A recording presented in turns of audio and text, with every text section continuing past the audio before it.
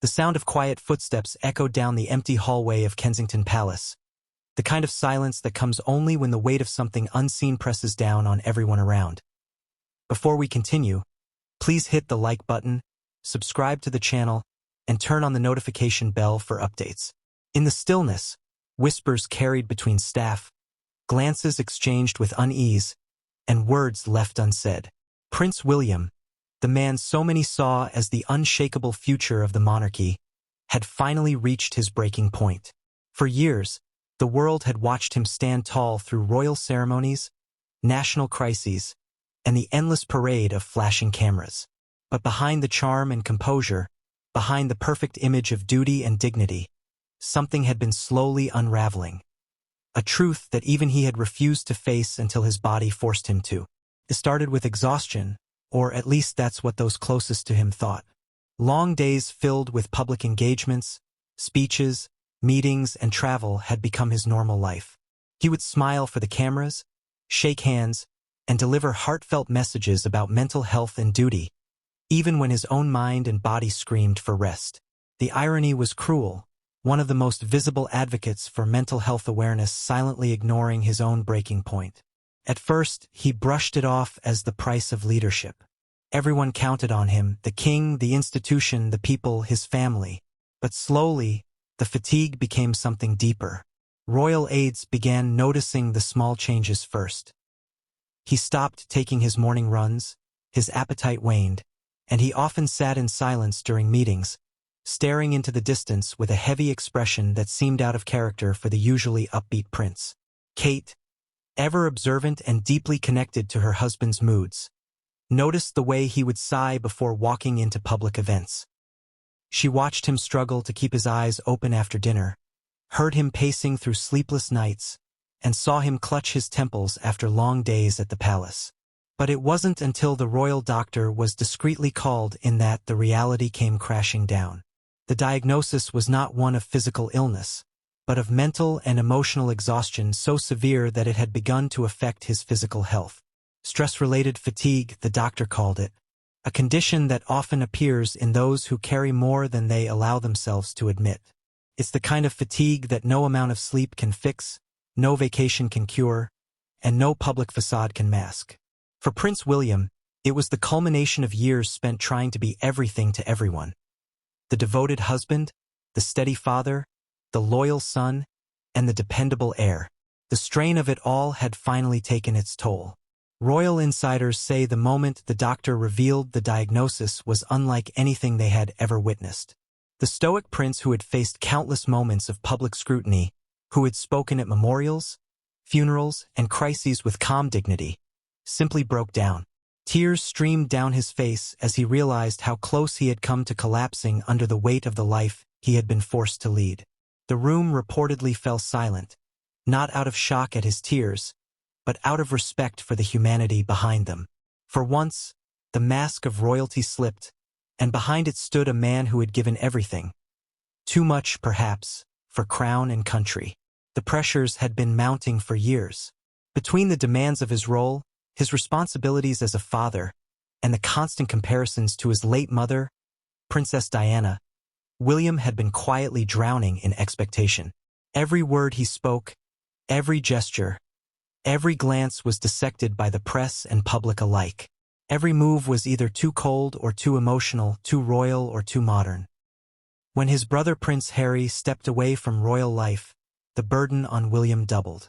He had to hold the family together, maintain public trust, and quietly absorb the tension of a monarchy in transition. Then came the strain within his own family. Sources close to the couple say that while William and Kate's bond remained strong, the emotional toll of balancing royal duty with parenting and privacy was immense. The children, growing up in a world that demanded perfection, often reminded William of what he feared most, that he might repeat the same mistakes the institution made with him and his mother. He had promised himself he would not let history repeat, that he would protect his family at all costs. But the harder he tried, the more it seemed to slip from his control. And the media never stopped. Every headline about Meghan Markle, every whisper of a royal rift, every photograph of him looking tired or distant only fueled speculation. The tabloids painted him as emotionless one day and unstable the next. Royal insiders revealed that he often refused to read the papers anymore, but the staff knew he saw the headlines. He would simply fold the newspaper, place it aside, and say nothing. But silence over time can be a heavy burden. It wasn't until he began experiencing chest tightness, persistent headaches, and unshakable fatigue that his private secretary insisted on a full medical check. That's when the royal doctor intervened. What was supposed to be a quick consultation became a revelation that no one expected. The diagnosis of stress-related fatigue hit him harder than any illness could. It was not something that could be treated with medicine. It required rest, reflection, and honesty. But honesty is the hardest thing to face when you've spent a lifetime being trained to stay composed. The moment he broke down reportedly changed everything. Sources close to the palace described that after the diagnosis, William confided in Kate, expressing guilt and fear. He worried that stepping back, even temporarily, would make him seem weak or unfit to lead. But Kate, ever his anchor, reminded him that strength was not in pretending to be invincible, but in acknowledging one's limits. She convinced him that even future kings are human, and that vulnerability is not failure, it's courage. The decision to step back, though temporary, shook the royal household. A future king admitting exhaustion was unheard of. Palace officials scrambled to manage the optics, but behind closed doors, there was relief. Finally, someone at the heart of the institution had dared to speak the truth. The pressures of the crown come at a human cost. Those who had long whispered about the toll of royal life felt seen, even vindicated. But outside the palace gates, the reaction was mixed. Some praised William's honesty, calling it a step forward for royal transparency. Others, particularly traditionalists, saw it as a sign of weakness, fearing it might damage the monarchy's image of stoic endurance. Yet for many, the sight of William, tired, tearful, but real, was deeply moving. For the first time, the future king was not a distant symbol, but a man who felt pain, stress, and vulnerability like everyone else. As the story broke across the media, the public's response was immediate. Social media erupted in messages of support, empathy, and reflection. Thousands shared their own experiences with burnout and exhaustion, seeing themselves reflected in a prince they once viewed as untouchable. The message resonated far beyond the walls of the palace. No title, no privilege, no amount of responsibility can protect anyone from the effects of unrelenting stress. Behind the scenes, William began the slow process of recovery.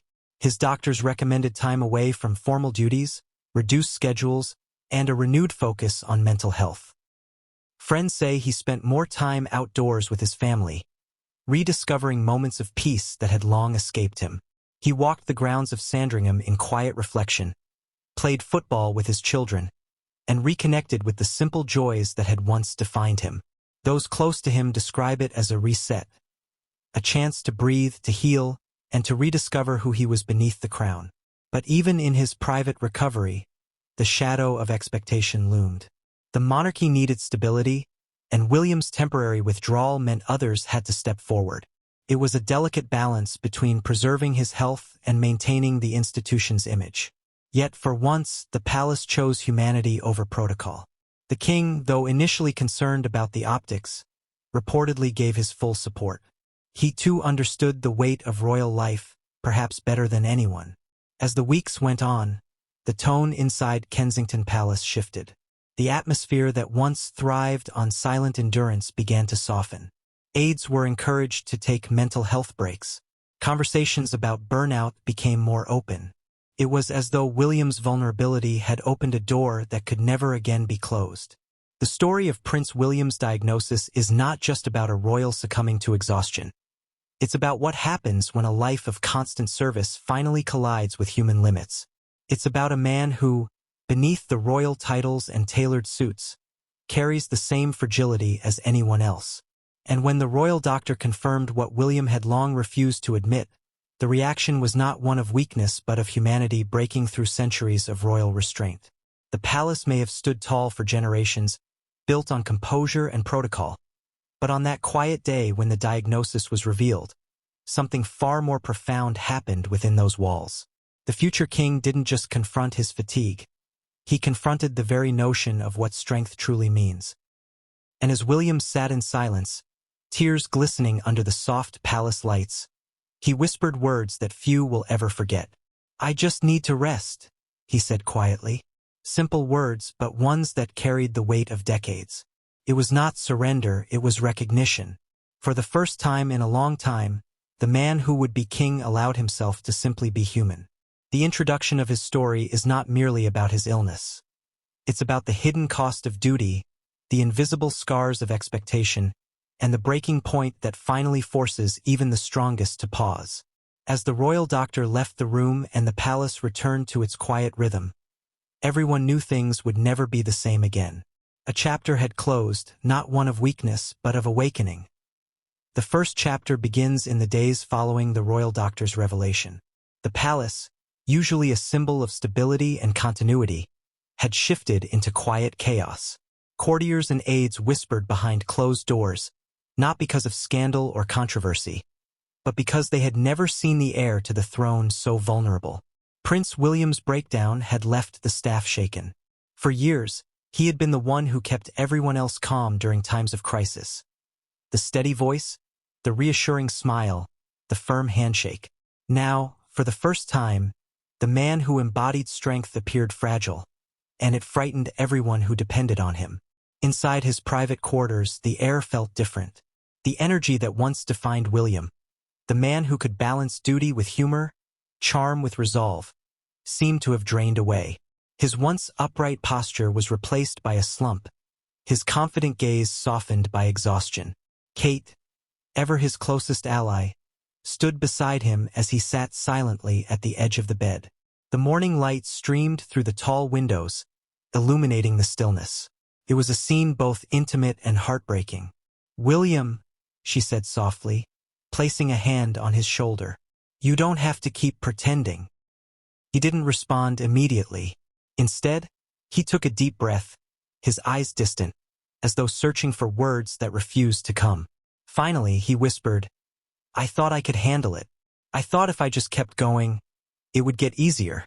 "It never does when you never stop," Kate replied gently. "You've been holding everything together for so long, for your father, for the family, for the country. But you can't pour from an empty cup." That phrase lingered in the room. For William, it wasn't just about exhaustion. It was about identity. His entire life had been defined by duty. From the moment he could walk, he was told what his role would be, how to behave, what to say, how to stand, and who to trust. He had accepted it without question because that was what being royal meant. But now, for the first time, the structure that had shaped him felt suffocating. He had always admired his grandmother's unflinching sense of service, her composure through decades of turmoil. But in private moments, William often wondered how she managed to survive it all without ever showing weakness. The world adored her for her stoicism, yet he couldn't help but question the cost of such restraint. Was strength truly about never breaking? Or was it about knowing when to stop pretending you're unbreakable? As the palace communications team prepared a carefully worded statement about his temporary adjustment to public duties, William sat with the doctor again. The royal physician, a calm, measured man who had served the family for years, spoke candidly. "Your body is shutting down because your mind is overloaded," he explained. "This isn't a sign of weakness, Your Royal Highness. It's your body begging you to listen." William nodded slowly, his eyes fixed on the doctor's notes. "How long has this been building up?" he asked quietly. The doctor hesitated, then replied, "Years. Most people in your position experience signs long before they notice. But with your schedule, the expectations, the emotional strain, this outcome isn't surprising." The word struck William like a confession. For years, he had ignored the signs. The nights of sleepless anxiety, the moments of irritability, the growing detachment from things that once brought joy. It was easier to blame exhaustion or the press than to admit that something inside was breaking. The diagnosis was official now, and there was no escaping it. The media began to speculate about his health almost immediately, though the palace tried to keep details private. Rumors spread that he was suffering from burnout, depression, or even a serious illness. Some tabloids framed it sympathetically, calling it a human moment for the prince. Others hinted at emotional instability, suggesting that the pressures of modern monarchy were proving too much for him. The very machine that had glorified his resilience now seemed determined to question his capability. Behind closed doors, however, the truth was far more complex. William's fatigue wasn't just physical, it was deeply emotional. His life had been a long balancing act between family and duty, privacy and publicity, expectation and individuality. Every word, every appearance, every photograph carried the weight of the crown. There was never room for error, never space for rest. Even moments of happiness came with the awareness that they might be dissected by the world. Kate, seeing the toll this had taken on her husband, began quietly rearranging their lives. She encouraged him to delegate more responsibilities, cancel unnecessary appearances, and spend time doing things that reminded him of normalcy. He started small, taking the children to school, playing football with George in the garden, spending quiet evenings without meetings or cameras. These simple acts became therapeutic. For once, William could be just a father, not a future king. Yet even as he healed, the guilt lingered. He worried about how the public would perceive his retreat. Would they see him as weak? Would they doubt his ability to lead? Would the monarchy lose credibility because he had dared to admit exhaustion? Those questions haunted him in the quiet hours of the night. The expectations of royalty were relentless.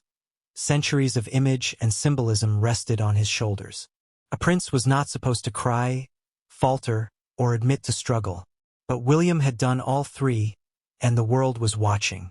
In the middle of it all, his father, King Charles, invited him to Windsor for a private conversation. It wasn't just a father checking on his son. It was a monarch confronting his heir. The meeting took place in the king's study, a room filled with history and quiet authority. Charles, who had weathered his own share of criticism and emotional battles, looked at William with a mixture of concern and understanding. "I know what it's like," Charles began, his voice low but steady, "to carry expectations that never end. To wake up every morning with the weight of 1,000 opinions pressing against your back." William looked down, unsure of how to respond. His father continued, "But you must understand something, my son. The crown doesn't belong to you. It passes through you. You serve it, yes, but you are not it. And if you break yourself in service of it, you'll leave nothing behind for your family or the nation." For a moment, William saw his father not as the king, but as a man who had learned the same lessons the hard way. The conversation didn't fix everything, but it planted something in William, a permission to be human, to rest without guilt. In the following days, William began to speak privately with mental health experts, not as a royal figurehead, but as a patient seeking clarity. The irony wasn't lost on him. He had spent years advocating for mental health awareness, encouraging others to seek help, yet he had refused to apply that advice to himself. Now, he was living proof of how crucial that message truly was. Meanwhile, the world continued to speculate. Headlines varied between compassion and criticism. Some praised his honesty, calling it a sign of a modern, emotionally intelligent monarchy. Others claimed it exposed weakness at the heart of the royal family. But beyond the noise, something deeper was happening among the people. His vulnerability resonated. For millions silently struggling with their own exhaustion, his story felt like permission to rest, to speak up, to stop pretending. In private, Kate and the children became his sanctuary. The laughter of George, Charlotte, and Louis became a kind of medicine, reminding him that his greatest role wasn't heir to the throne. It was being a father. Slowly, the dark clouds of guilt began to lift, replaced by gratitude. But William knew recovery wasn't a straight line. There would be days when the fatigue returned, when the world's expectations would once again press against his chest. What mattered now was how he faced those moments, not with denial but with awareness. The doctor's words echoed in his mind. "Your body is begging you to listen." That phrase became his new compass. For the first time in years, William was listening, to his body, to his mind, and to the quiet truth that had long been drowned out by duty. He had learned that leadership was not about being perfect, but about being present. By the end of that week, the palace released an official statement confirming that Prince William would be taking a temporary step back from royal duties due to health-related fatigue. The language was cautious, but those who read between the lines understood. It was a rare moment of honesty from an institution built on silence. Outside the palace gates, cameras flashed, reporters speculated, and the public watched closely. But inside, a quiet transformation had begun. The man who had spent his life carrying the burden of the crown was learning, perhaps for the first time, to carry himself in the days that followed the announcement of Prince William's temporary withdrawal from royal duties. The entire world seemed to hold its breath. The image of the poised, responsible future king stepping back was more than just a royal headline. It was a moment of reckoning for the monarchy itself.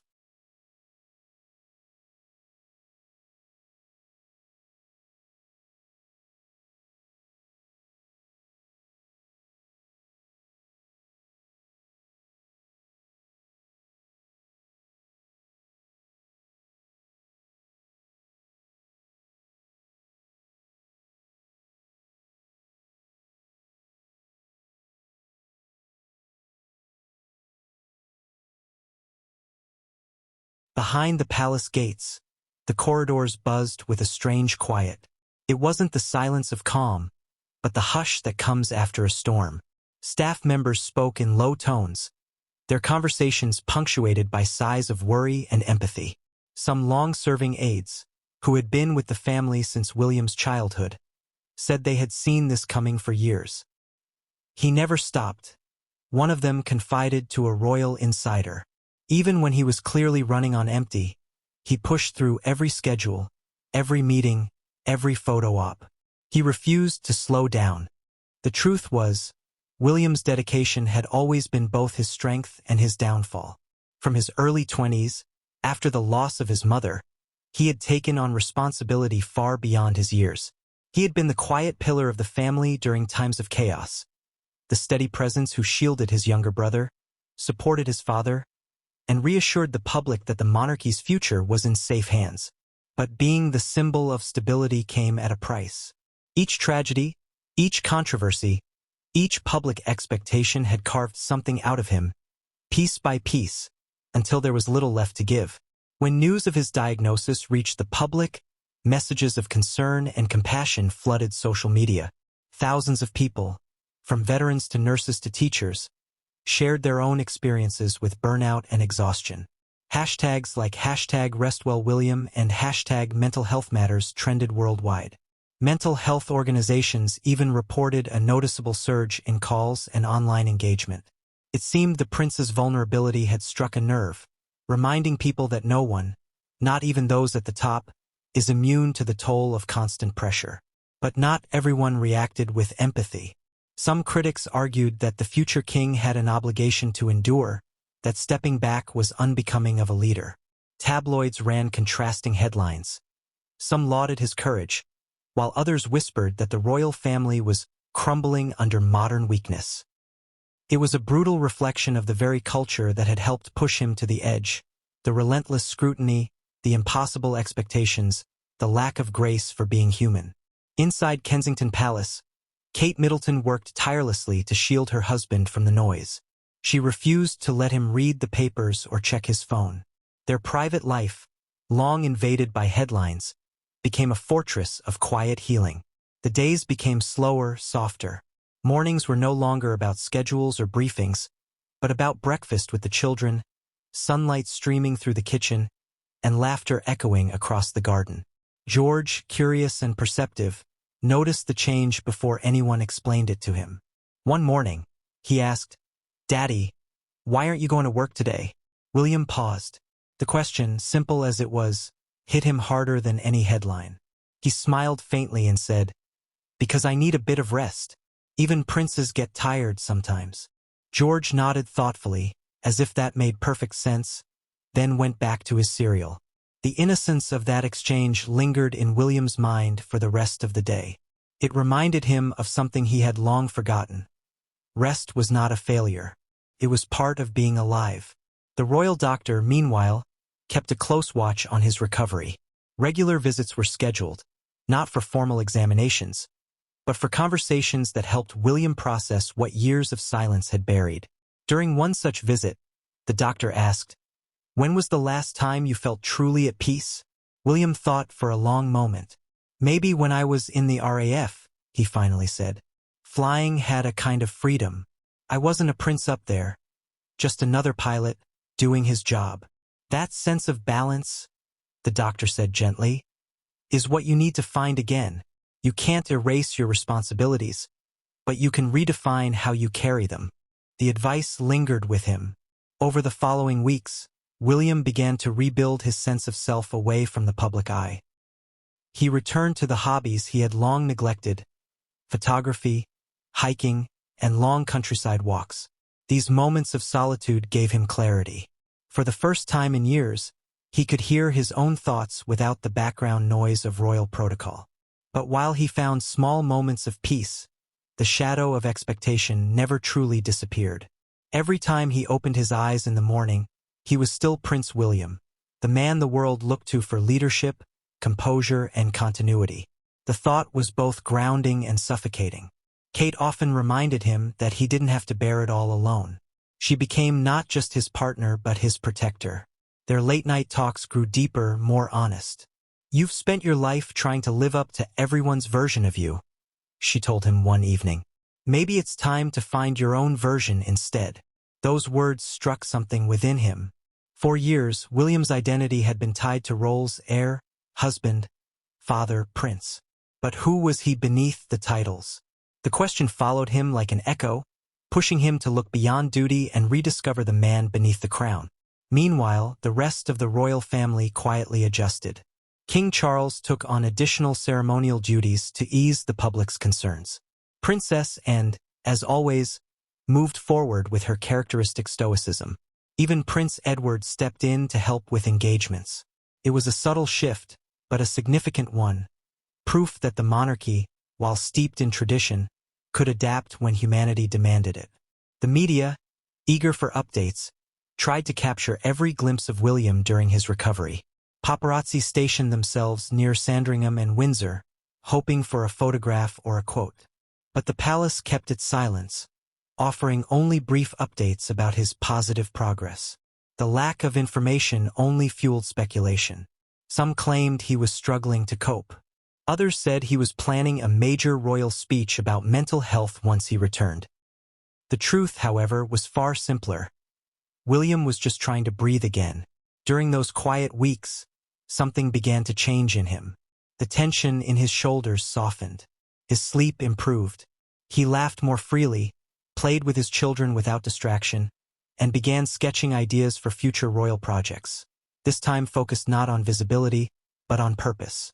He wanted to reimagine what it meant to serve, not just as a royal figure, but as a human being leading by example. One afternoon, as he walked along the grounds with Kate, he turned to her and said, "You know, I used to think duty meant never stopping. Now I think maybe it means knowing when to."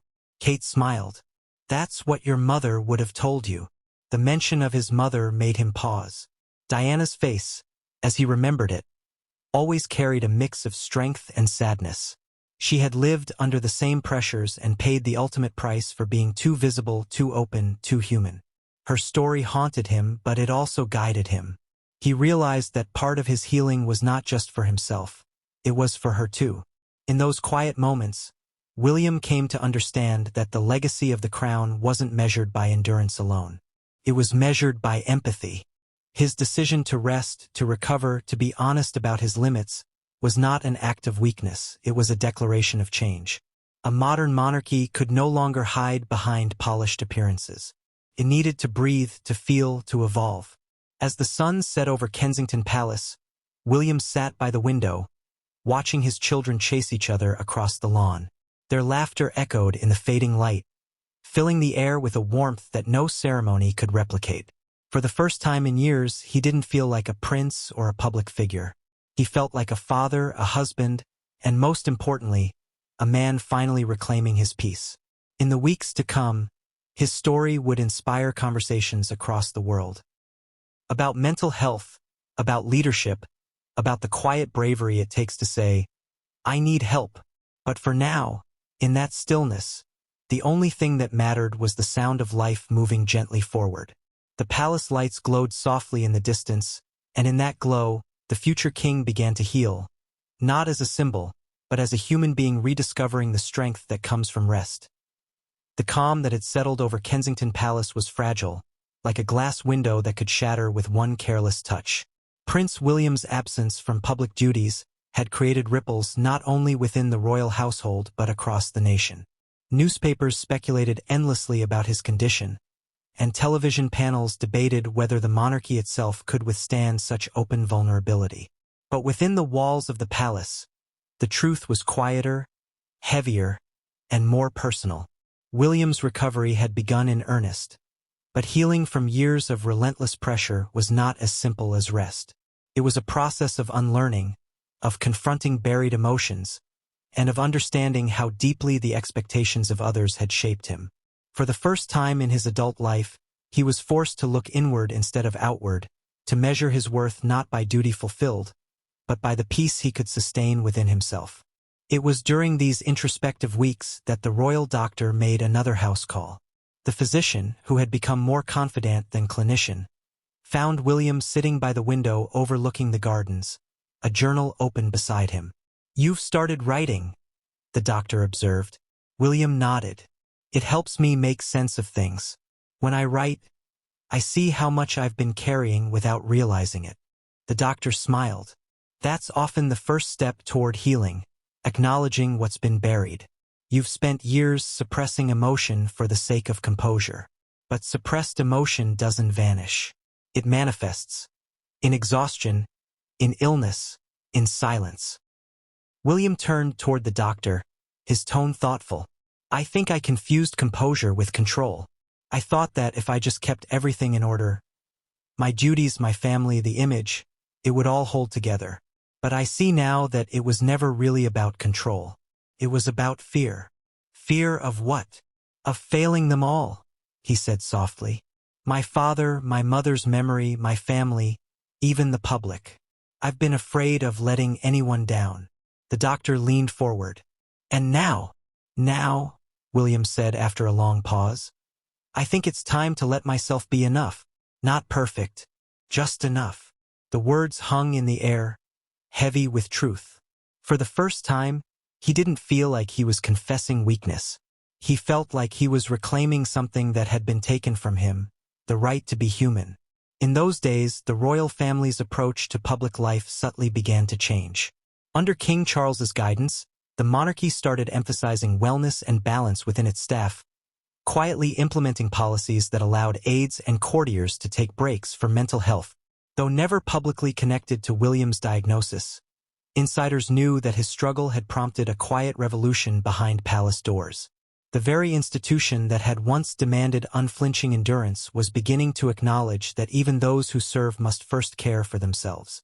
But while this shift was happening internally, the outside world continued to spin. The media's appetite for royal stories didn't slow down.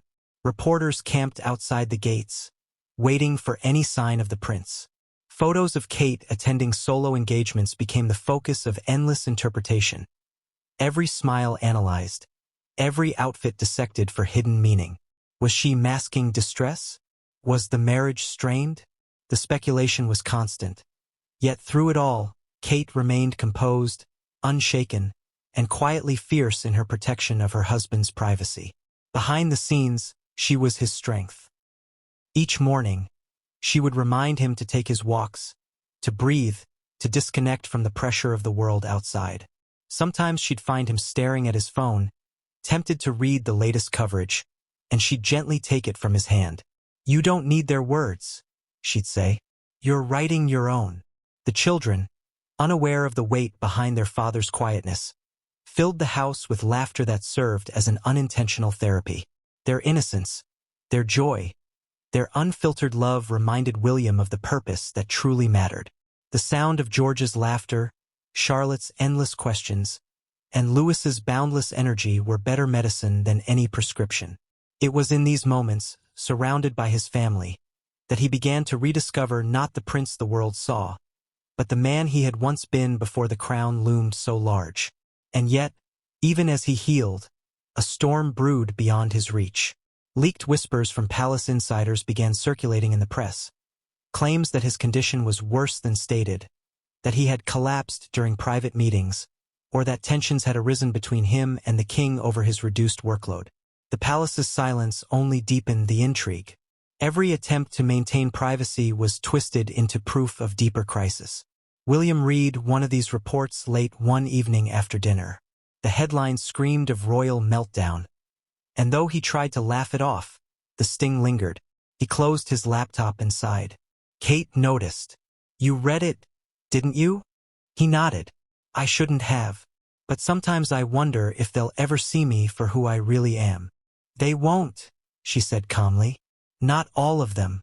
But you don't live for them. You live for us, for your children, for what you can still build." Her words, steady and simple, grounded him. He had spent so long chasing public approval that he'd forgotten it was a moving target. True peace, he realized, would never come from the applause of strangers. It would come from the quiet acceptance of self. In the following weeks, William began seeing a therapist recommended by the royal doctor. The sessions were discreet, held at an undisclosed location away from the palace to avoid attention. At first, he was hesitant. Royals were trained to keep emotions under control, not to expose them. But once he allowed himself to speak freely, to unpack the grief of losing his mother, the burden of being heir, the years of hiding his pain, he found a new kind of strength. "Grief doesn't vanish," the therapist told him one day. "It becomes a part of who you are. The key isn't to suppress it, but to live with it." That struck a chord deep within him. He realized that his exhaustion wasn't just from overwork. It was from years of emotional containment. He had never fully processed his mother's death, never fully allowed himself to feel the anger and sadness that had come with it. For decades, he had carried those emotions beneath his calm exterior. Now, for the first time, he was learning to let them out. Not in front of cameras, but in quiet moments of reflection. The process was painful but liberating. He spoke about his mother, his childhood, and even the weight of having to appear as the perfect prince. The therapist reminded him that perfection was a myth, that authenticity was far more powerful. As William worked through these layers of emotion, his relationship with Kate deepened. They shared more candid conversations about the pressures they both faced, about what it meant to raise their children in a world that demanded so much of them. They talked about the future, about what kind of king he wanted to be, not in the image of the past, but in the reflection of who he had become. One evening, as they sat outside watching the stars, William said quietly, "I used to think the crown was my destiny. Now I think it's my responsibility. But responsibility doesn't mean losing myself anymore." Kate smiled. "Then maybe this is the start of something new. Not just for you, but for all of them, for everyone watching." And she was right. Across the country, conversations had shifted. People were no longer just talking about royal scandal. They were talking about burnout, about pressure, about the hidden cost of resilience. Psychologists and journalists discussed how William's openness, even in limited form, had humanized the monarchy. The idea of a prince admitting vulnerability had once seemed unthinkable. Now it was shaping public perception in ways no publicist could have orchestrated. In his stillness, William had become more influential than ever. His silence spoke louder than his speeches. His recovery became a symbol of something profound, that leadership is not about denying pain, but about confronting it with grace.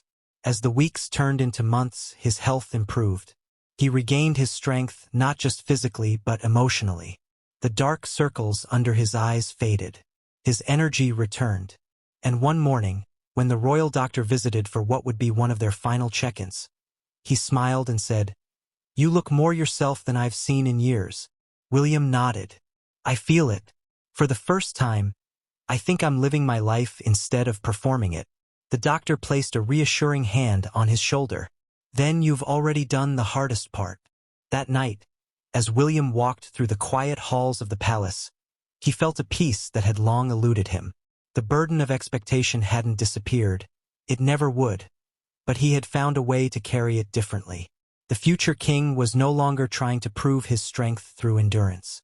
He was learning to lead through understanding, through honesty, through the courage to rest when necessary. And though the world didn't yet know it, that quiet transformation would change the monarchy forever. The morning sun filtered through the windows of Windsor Castle, casting warm streaks of light across the marble floors. For the first time in months, Prince William woke with a sense of calm rather than dread. The weight that had once pressed against his chest every morning, the endless list of expectations, the invisible pressure to perform, felt lighter. The royal doctor's visits had become less frequent, and the whispers in the palace had quieted. But what lingered was a profound awareness. Healing wasn't about returning to who he had been before. It was about becoming someone new, someone grounded, self-aware, and unafraid to show the cracks in his armor. Still, the calm outside the palace didn't mean the world had stopped watching. News outlets continued to speculate about when William would return to public duties. Editors debated whether his absence was temporary or the beginning of a longer retreat. Inside the monarchy's inner circle, advisors met regularly to strategize how to reintroduce him to public life without igniting another wave of media frenzy. It was decided that his first public appearance would be quiet and symbolic, a visit to a mental health foundation in rural Norfolk, away from London's chaos and flashing cameras. The location was deliberate. This wasn't about grandeur or headlines. It was about authenticity, about showing the world that vulnerability could coexist with leadership. In the days leading up to that event, William found himself both nervous and reflective. He had spent months learning to live privately, to embrace the stillness that had once terrified him. Now, he was stepping back into the world that had nearly broken him. The night before his return, he sat with Kate by the fire in their living room. The atmosphere was peaceful, yet charged with emotion. "Are you ready?" Kate asked softly. "I think so," he replied after a pause. "Not in the old way, but in a new one. I used to think appearances were about proving I could handle anything. Now, I just want to be honest." Kate smiled faintly. "Then you're ready."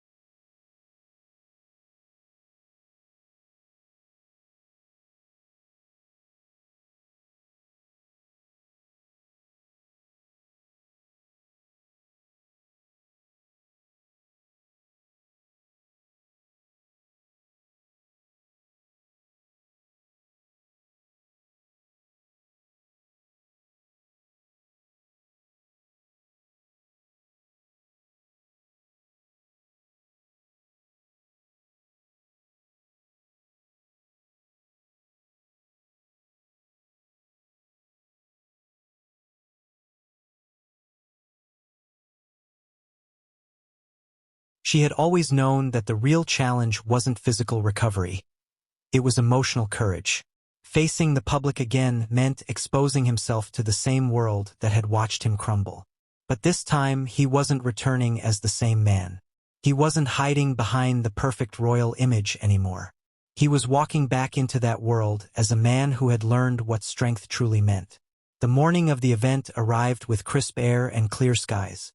A handful of reporters and photographers gathered quietly as William and Kate arrived at the small charity center. The couple stepped out of the car hand in hand, their smiles warm but natural. Gone was the stiff formality that often accompanied royal engagements. This was something different, real, human, grounded. William greeted the staff with genuine warmth, listening as they spoke about their work with veterans, young people, and families struggling with mental health issues. He asked thoughtful questions, not the rehearsed kind, but ones that came from someone who had lived through the struggle himself. "What's the hardest part for people to admit?" he asked one counselor. The counselor replied, "That they need help, that it's okay to say they're tired." William nodded slowly, his expression soft but knowing. "I understand that," he said quietly. "I had to learn that lesson the hard way." The room went silent for a moment. No one expected him to say it aloud. Not in front of cameras, not with reporters nearby. But he didn't flinch. He didn't hide behind palace language or scripted statements. It was raw, vulnerable, and profoundly human. The reporters, sensing the weight of the moment, put down their pens. Even the cameras seemed hesitant to intrude. Later that day, the clip of William's simple confession spread across social media. I had to learn that lesson the hard way. It was only 9 words, but they carried a power that no press release could replicate. People around the world resonated with it. Not because it came from a prince, but because it came from a person. For once, the crown didn't separate him from the people. It connected him to them. In the weeks that followed, his appearances grew more frequent, though still carefully chosen. He prioritized projects that reflected his new perspective, initiatives around stress management, mental resilience, and workplace well-being. He refused to rush his schedule, insisting that his team limit his engagements to what he could handle without overextension. Behind the scenes, however, not everyone in the royal establishment was comfortable with this new approach. Some senior courtiers murmured about optics, worrying that his openness about fatigue could damage the monarchy's image of stoic leadership. A few traditionalists within the palace argued that the heir to the throne should never admit weakness, that doing so risked undermining centuries of royal mystique. But the king disagreed. In one private meeting, Charles spoke candidly to his son. "You've done something I never had the courage to do," he said. "You've shown them who you are, not who they expect you to be. That takes far more strength than pretending you're unshakable." It was one of those rare father-son moments unclouded by protocol or history. William didn't respond immediately, but his eyes conveyed what words couldn't: a shared understanding between two men who had both been shaped and scarred by duty. Public sentiment continued to evolve. Surveys showed a growing admiration for William's honesty. Younger generations saw him as a symbol of modern leadership, someone willing to break the silence that had long surrounded emotional health in powerful circles. Charities saw a surge in donations. Mental health advocates praised him for using his platform to normalize vulnerability.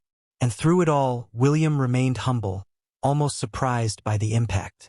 In one private conversation with an aide, he said, "I never set out to make a statement. I just didn't want to lie anymore." That honesty became his guiding principle. Even as he resumed royal work, he made time for himself and his family. No more 12-hour schedules, no more pretending fatigue was discipline. He began advocating internally for better mental health support, not just for the public, but for royal staff as well. "We ask them to give their all," he told a senior aide.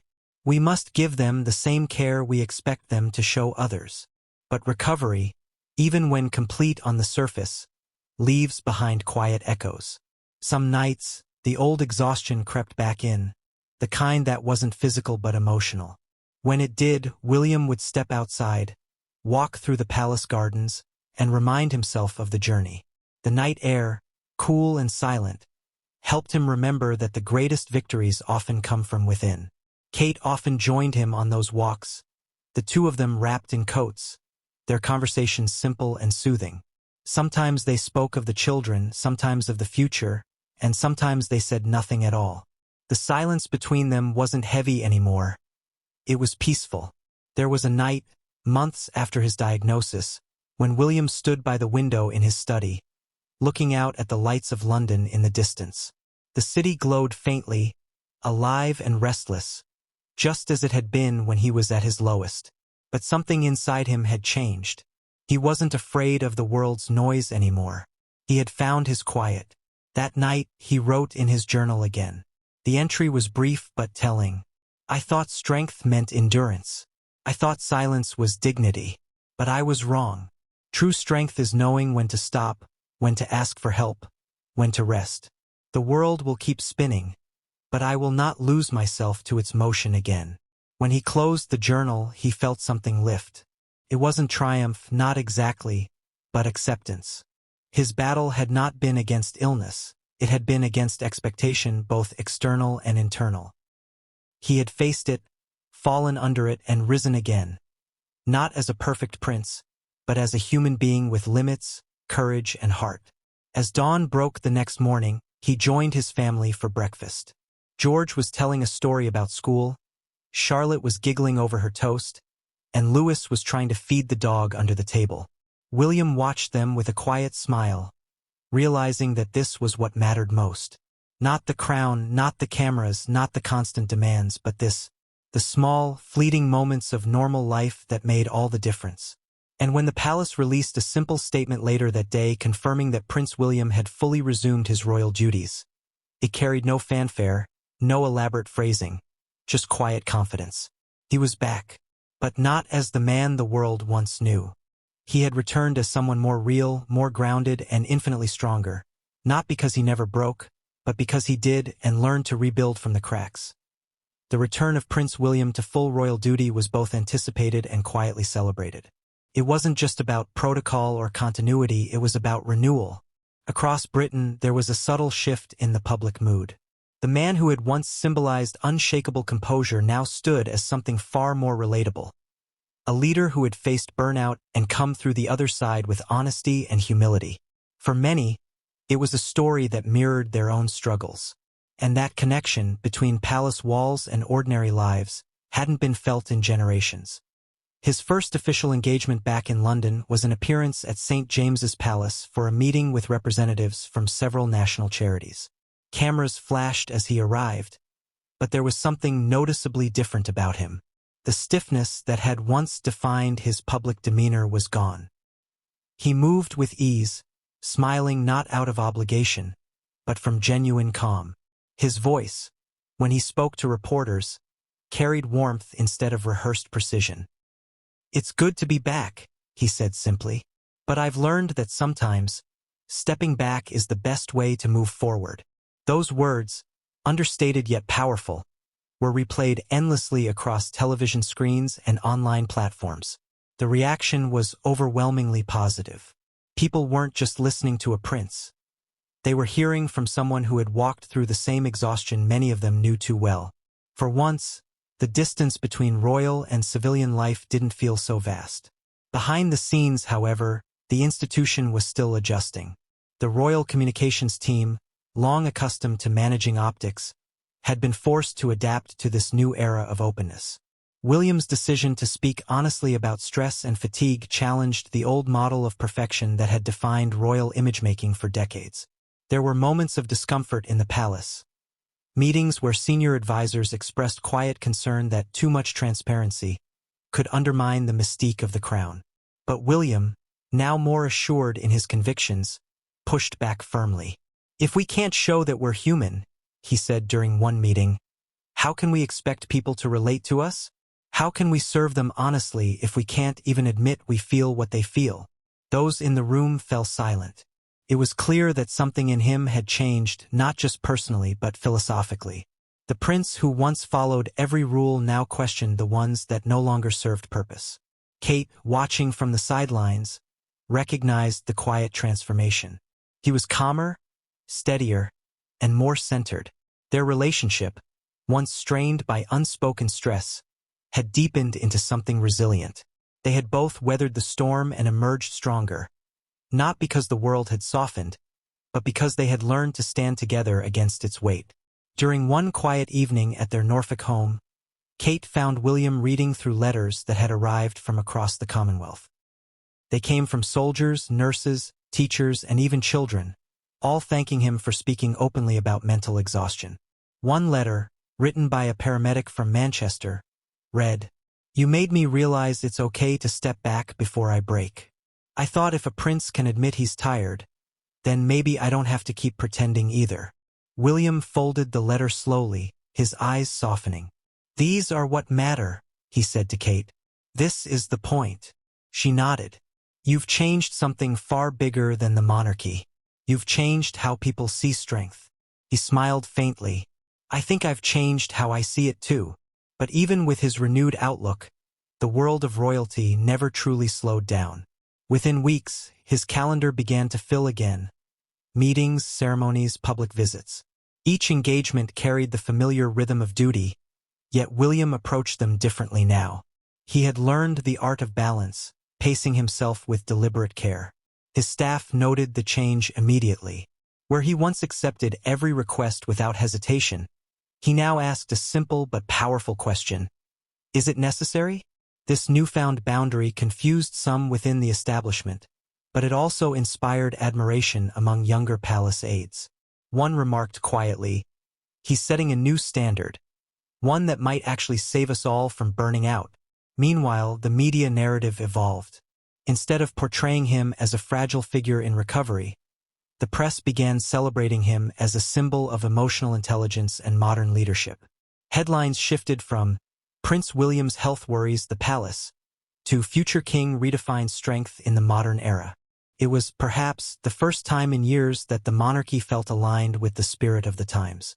But while the public saw resilience, those close to William knew his journey was far from over. Healing from chronic stress wasn't a linear process. There were days when the fatigue returned, when the weight of expectation pressed harder than usual. On those days, he leaned on his family and the tools he had learned during therapy.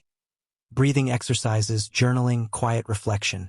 The difference now was that he no longer viewed these moments as setbacks. They were reminders of his humanity.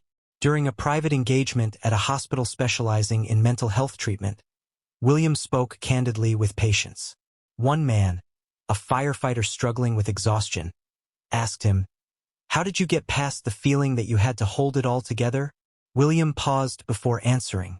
"I didn't," he said. "I learned that sometimes the best way to hold things together is to stop pretending you're not falling apart. You ask for help. You rest. You begin again. That's strength. Not pretending, but beginning again." The room was silent for a moment, then filled with quiet applause. It wasn't the kind of polished royal appearance the public was used to. It was something more meaningful. The impact of his words began to ripple outward. Mental health charities reported increased awareness and funding. Corporations began discussing burnout prevention more openly.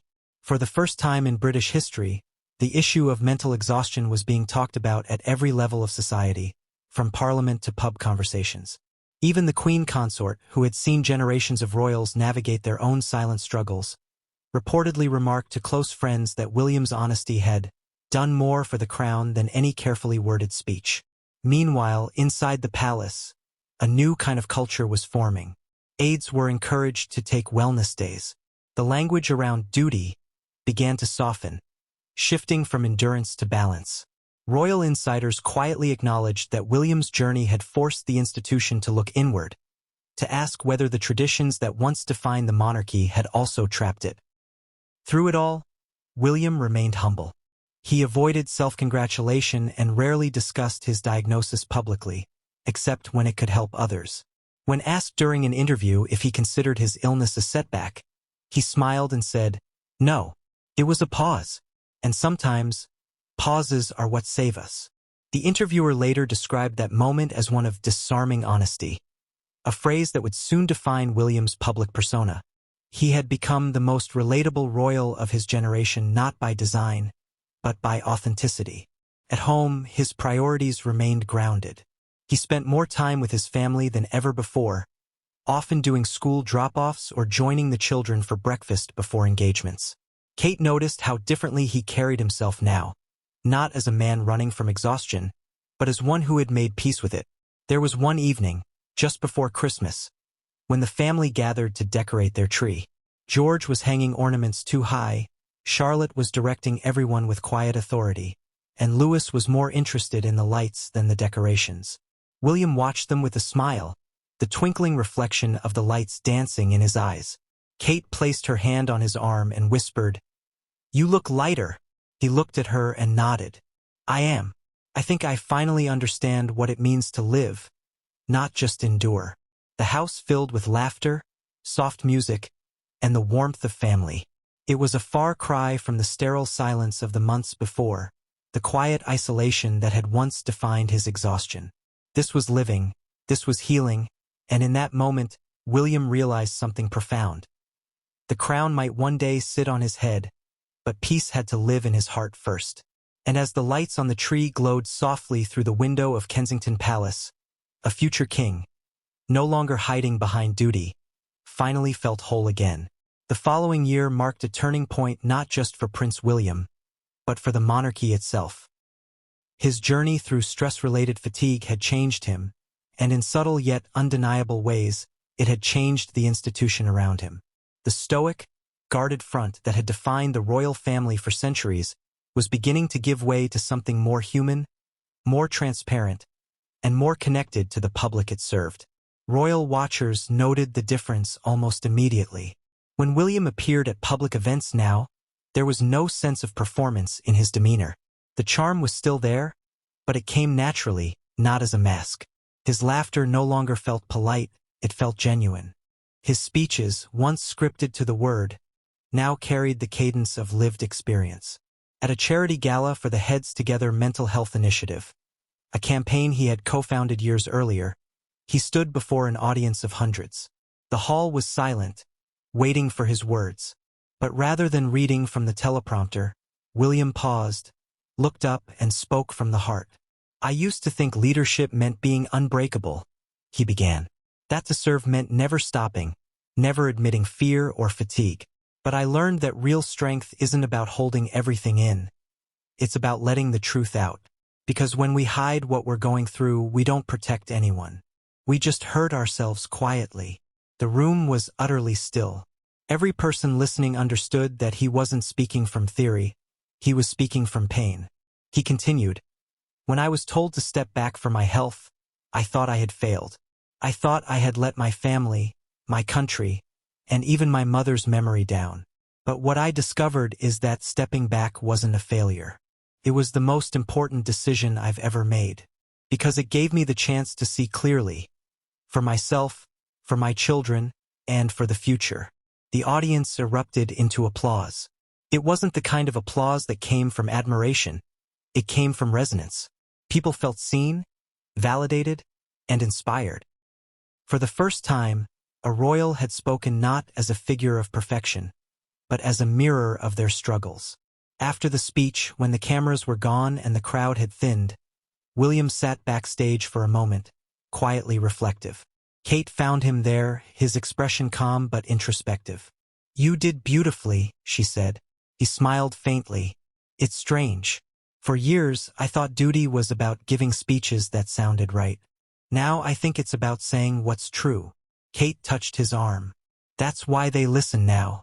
You're not speaking as a prince. You're speaking as a person."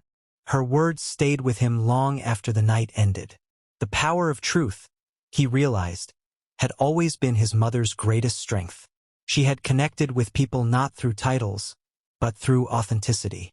And now, in his own way, he was continuing that legacy, not through rebellion but through quiet revolution. But the shift wasn't without its challenges.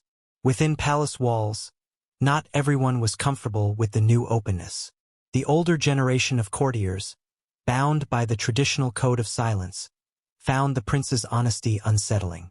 Some whispered that his emotional candor might blur the lines between monarchy and ordinary life. Yet others, especially younger staff, felt inspired. For the first time, the royal household was discussing topics once considered taboo: mental fatigue, emotional strain, and the human cost of relentless duty. William noticed the change. During a private meeting with his senior aides, he spoke plainly. "If my breakdown taught me anything, it's that no title shields us from exhaustion. If we can't acknowledge that within our own walls, then what example are we setting?" His words resonated deeply.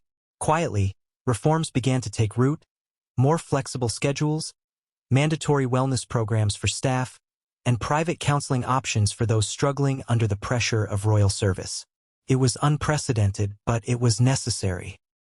For William, it wasn't just about changing the image of the monarchy, it was about changing its soul.